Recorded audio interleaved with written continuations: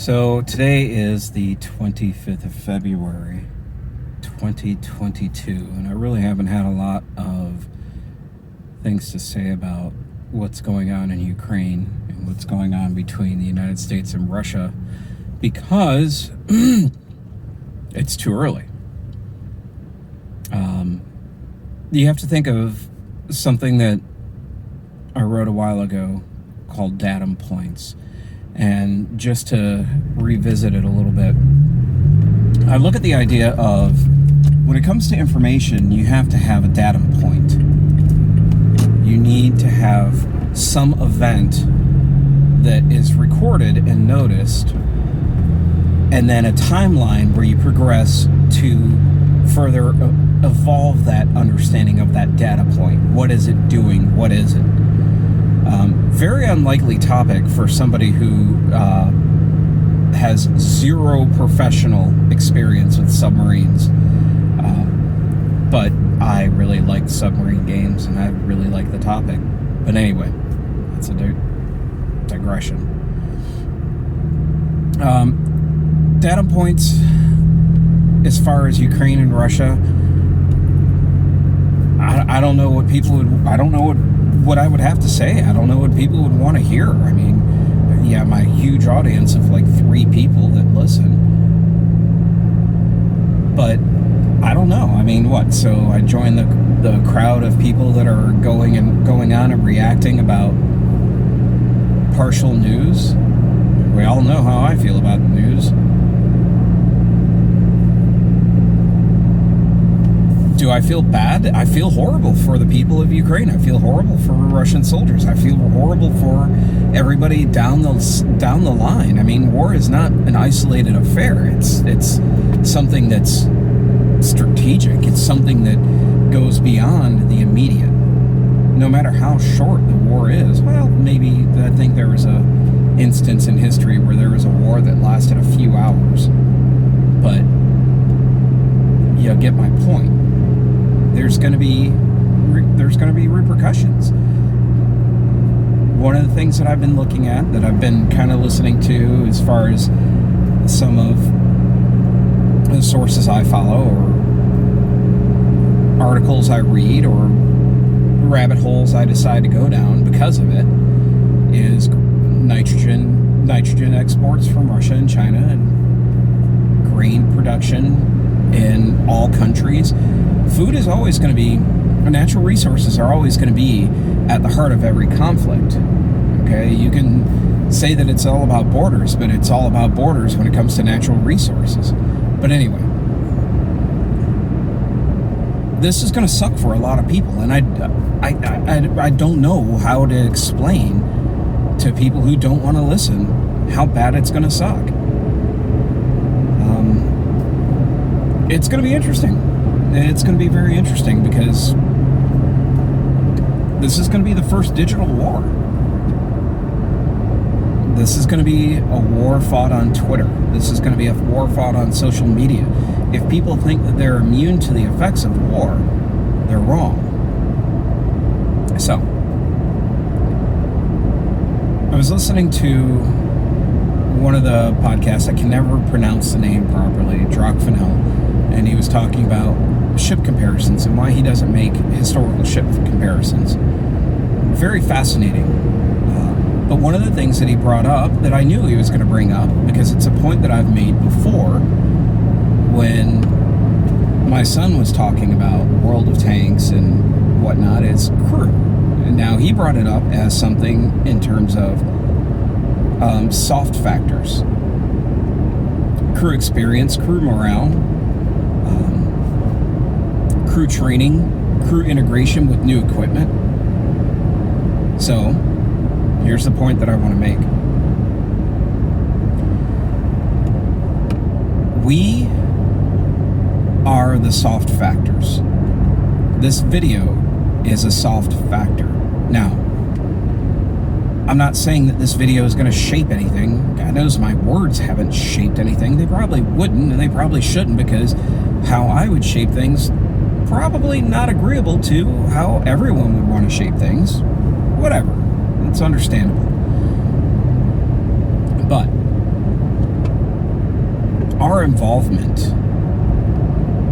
is not going to be that of spectators. It's going to be that of consumers of information. It's going to be that of the target audience. If you think that, and this brings something back to mind, I think it was the Department of Justice or the Department of Homeland Security, and I think it was the Department of Homeland Security. They actually had a alert bulletin talking about mis, dis, and malinformation. MDM.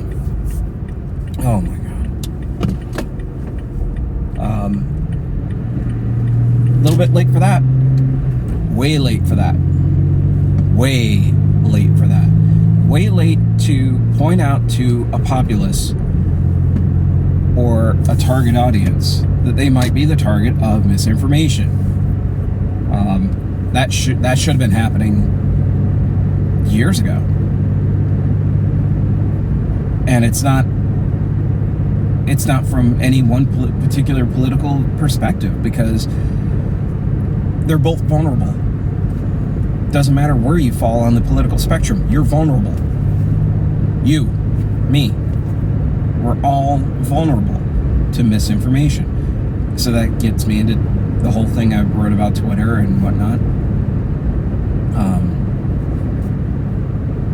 It's cost effective. It is so cost effective to do misinformation, because what you do is you do saturation. And saturation it's one of those things that it's a classic example or a classic component of warfare. You don't just come at people. You don't go into a fight expecting to have a fair fight. You want the most advantages at all, period. It's not going to be a fair fight. It's never a fair fight. If you go in expecting a fair fight, you're going to lose. You are going to lose, period. So, fair fight, where was I?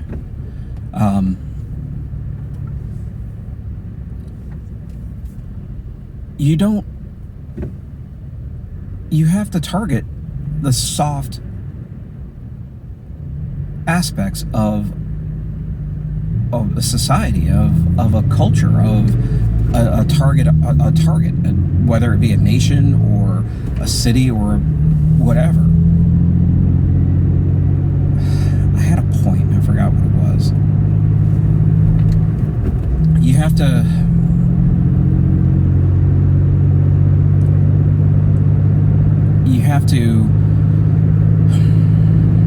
I'm phrasing this. You have to understand where the weaknesses are. You have to understand how to exploit it. Cost effective. That's where I was going with that. It's very cost effective. If you look at defense spending for like the major countries of the world or the major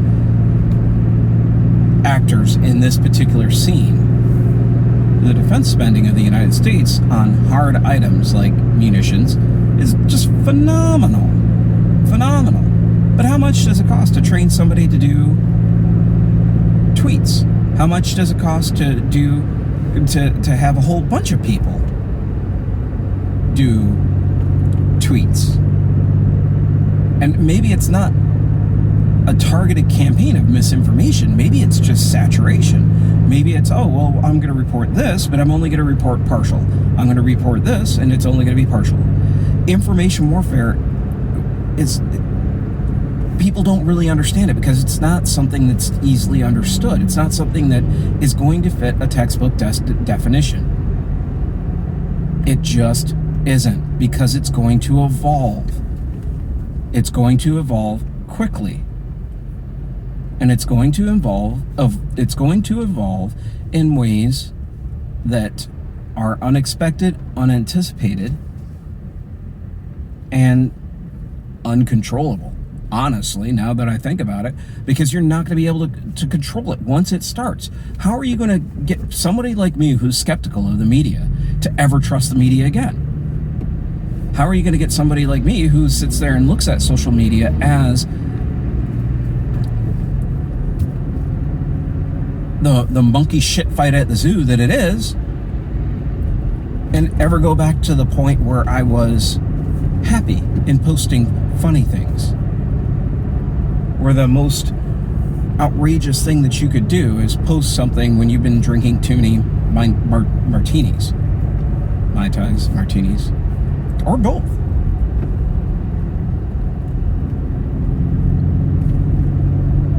You're not going to be able to control information warfare. You think that you're going to, but you're not going to. Unless you completely control it. Or you get rid of it. And neither of those are attractive options at all.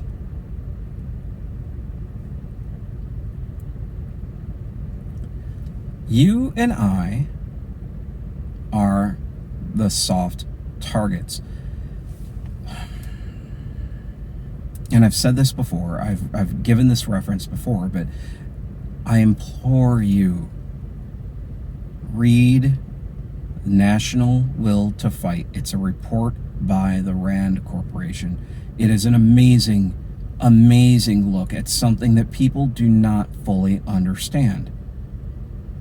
I was listening to another podcast, and they were talking about the Second World War and how it was just, oh, well, you know, we just dropped a couple of bombs, and that when you target a civilian population, then that's how you coerce the leaders to stop. Well, that's kind of partially true, but not really, because the example of dropping the bombs on Hiroshima and Nagasaki was problematic at best. It's not about one or two attacks. What really decimated the Japanese will to fight was the fact that they were losing all sorts of natural resources because of the naval campaign, submarines. You go after rice, you go after oil, you go after tungsten, you go after manganese, you go after rubber, you go after all of this. And then when there's no more merchant ships, you go after the fishing fleet. Is that fair? No. Is that expected? Yep. Because people don't understand. Warfare has to be total. If it's not total, it's not warfare. It's just a police action. It's just a conflict. And what we're getting into, what we have the potential to get into, is a war. It is a total war. It is a total digital war.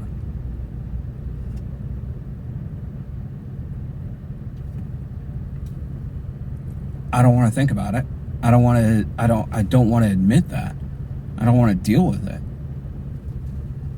But I don't have a choice, and neither do you. Talking with Dave the other day, I told him that